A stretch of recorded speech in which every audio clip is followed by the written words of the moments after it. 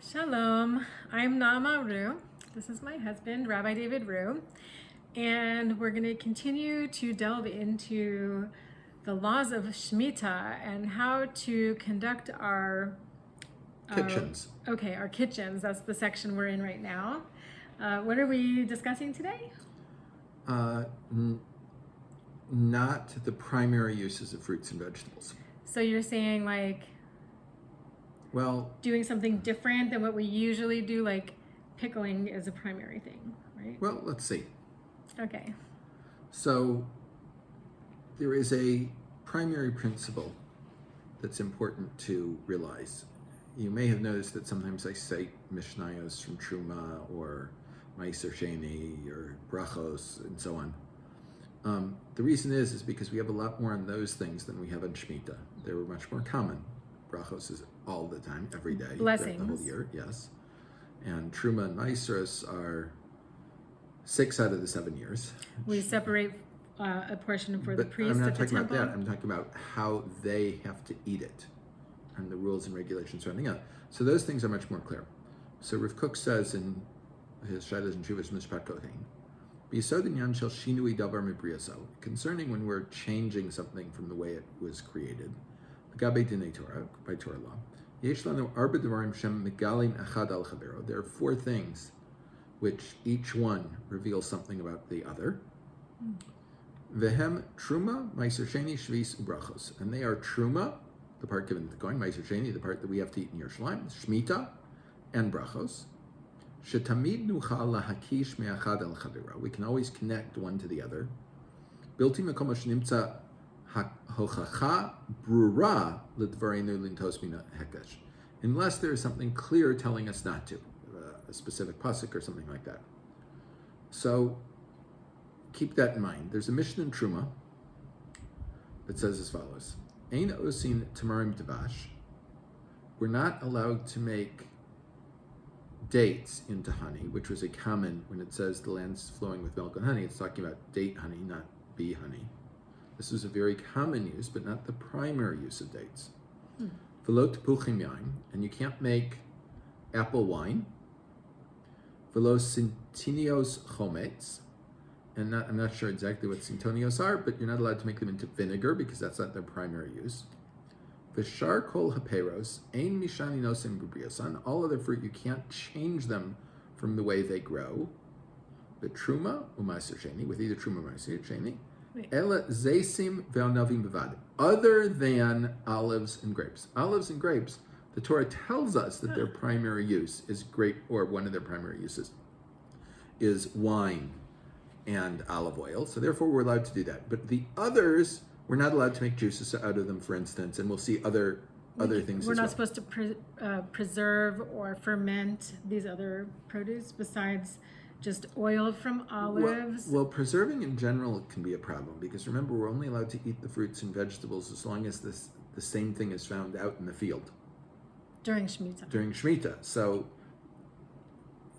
normally you pickle something, so you preserve it for more than this normal time. You have to pickle it and consume the pickles essentially within that. We'll discuss more of this later, but in general, these preserving things might present special problems For Shmita year. For Shmita year. We're only talking about Shmita right now. Okay. So the Rambam also says, Paskins l'holach this way, Lo yishne peros mibriyasan, k'derach she'enu mishane b'trumo meiser. You're not allowed to change the fruits and vegetables of Shemitah from the way they were created, just like you're not allowed to with trumos and meiseros. V'ken davar shedarko le'ahel chai, lo yechalenu mevushal. And something that we normally eat raw, you're not allowed to cook it. V'davar shedarko le'achol mevushal, ein ochlin osel chai. And something that's normally eaten cooked, you're not allowed to eat it raw. There's an interesting story. When Ramesha first came to America, they asked him what bracha you say of a raw carrot. In Europe, no one ever ate raw carrot. So he said, the bracha you say is shakol, because if you're eating something in an abnormal way, the bracha gets knocked down one level. So, Were and they then bitter? when he Were found carrots out, bitter? no, it's just that people didn't eat them raw. When he found out that it was a normal thing in America to eat carrots raw, he said the bracha is adama. So too, anything that would cause a change in the bracha here since, as Rav Kook said, we connect brachos to these other things, therefore we would not be allowed to do that with the item. Now remember, what is the primary use of something always retains its bracha. So they're prohibited on Shemitah year. What? I don't understand. Things that are not the thing like I can't preparing make a food. pomegranate juice, for instance, because pomegranates aren't normally juiced. There are people that do it. There is pomegranate juice, but it's not the normal use of pomegranate juice. Right. So I started to put plums from our trees in salsa to make like a sweet and spicy salsa, but I wouldn't do that during the Shemitah year. Right. Only the normal things that are done this way. Now there are certain things that clearly have more than one use. For instance, oranges. Although what I'm about to say isn't true, and I'll explain it in a minute. Oranges are used as much for juice as they are for eating. Right? Although what I just said isn't true, because the species of oranges we use for making juice are not the same as the exact species that we use for eating. Mm-hmm. So you couldn't eat a Valencia orange, which is a juice orange. Okay. Right, because you're changing it from what's normally done with it. So the variety matters, right. Also. So, and a Jaffa orange, which is relatively dry, and no one would really juice it. You can't juice them because you're changing. So you can eat them raw, or you can cook them, because those are normally the things you do with a Jaffa orange. You don't cook a Jaffa orange. Oh, yeah, I would. It doesn't matter what an individual does. It matters what most people do with this thing. Okay. So the Yerushalmi in Shvi's Perek Ches Halacha Beis says, "V'ken hu shebikesh lechol trading chayin."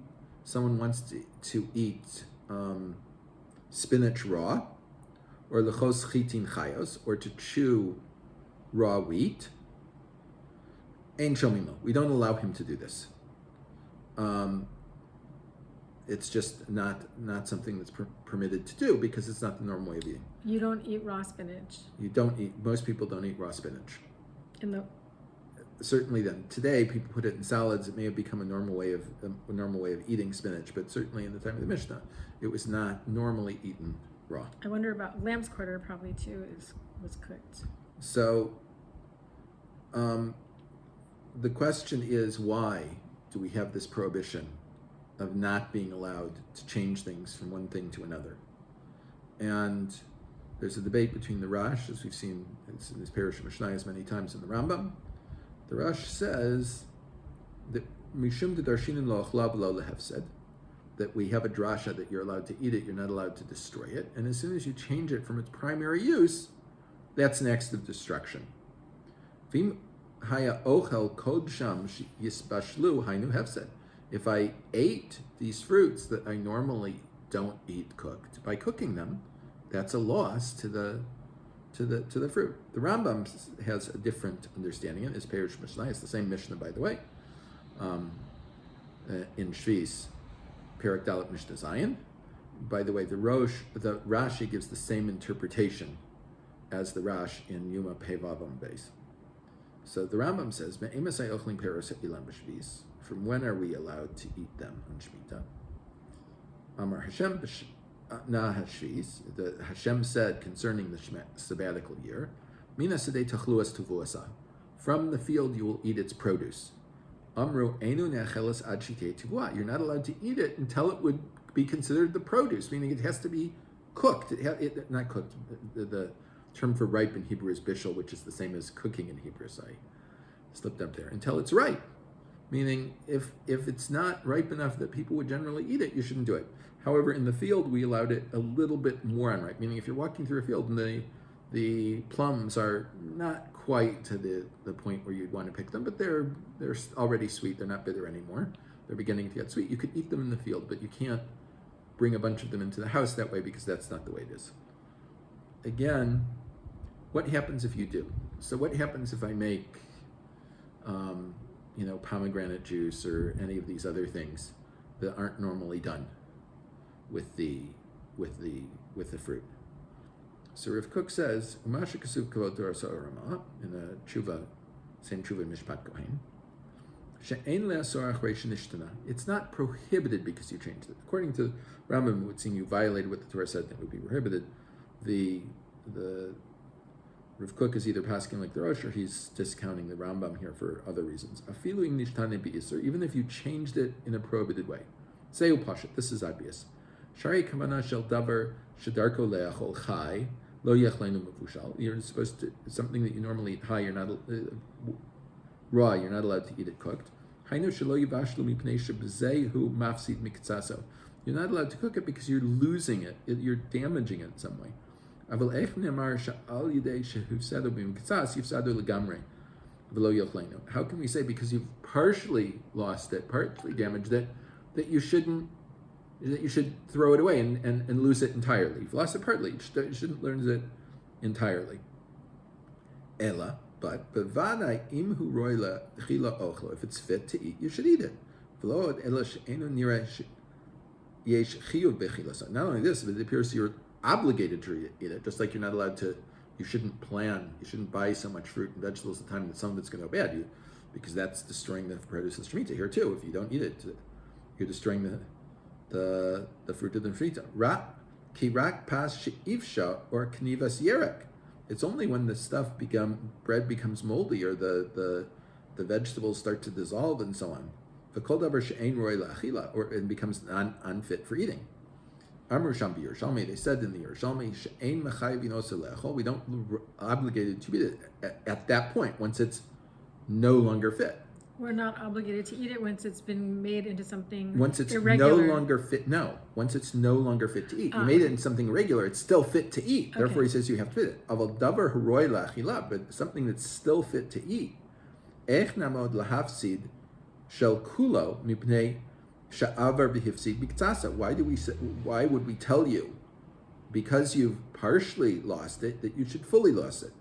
V'kimi shel shum yachsor v'yochel shum acher. It's like if someone has eaten garlic and he has bad breath. This is a phrase in the Gemara. Do we tell him to eat more garlic and have worse bad breath? Meaning, just because you did something wrong once, you shouldn't do something wrong a second time. So too, you shouldn't have cooked this fruit that's normally eaten raw. Garlic is healthy. But if you have done so, you should then consume it before it becomes lost entirely. Okay. So you're like maybe removing some of the sanctity from it? Yes. Okay. And we will discuss other food preparations that are mutter and aser, that are permitted and prohibited on Shmita in the next few videos. Okay, thanks.